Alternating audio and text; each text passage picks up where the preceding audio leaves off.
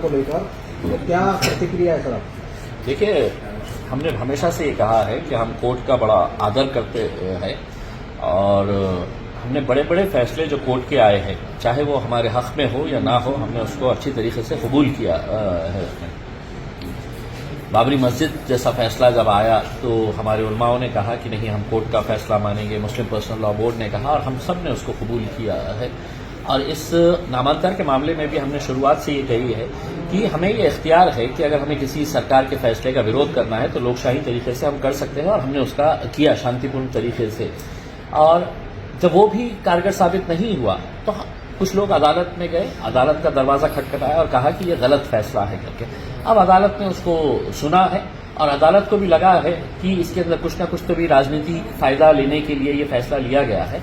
तो हम चाहेंगे कि कोर्ट ने सिर्फ इसके ताल्लुक से नहीं बल्कि देश भर में जो ये घटिया राजनीति का नतीजा होता है कि कोई नेता आके है तो ये शहर का नाम बदल दो, ये रास्ते का नाम बदल दो, ये करके चले जाता है और उस शहर के लोगों को इसका खामियाजा भुगतना पड़ता है।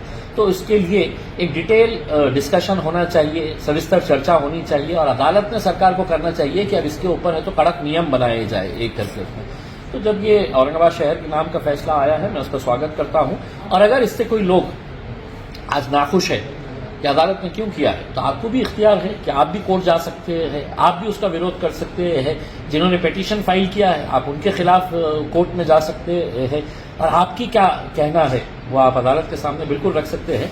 लेकिन इस मुद्दे को अब आगे और बढ़ाने की जरूरत नहीं है। शहर का माहौल अच्छा रखिएगा, खुशगवार रखिएगा। इसके अंदर आपसी मतभेद, मुझे कुछ जानकारी ये मिली है कि किसी बोर्ड के ऊपर अगर कहीं औरंगाबाद लिखा है तो लोग कह रहे हैं कि तूने औरंगाबाद क्यों लिखा है, किसी ने छत्रपति संभाजी महाराज लिखा है तो बोले तू छत्रपति संभाजी नगर क्यों लिखे है करके। तो ये सब चीजें नहीं होनी चाहिए। कोर्ट का जो भी फैसला आता है उसका इंतजार करिएगा और जो भी फैसला आएगा उसको हम सब मानेंगे।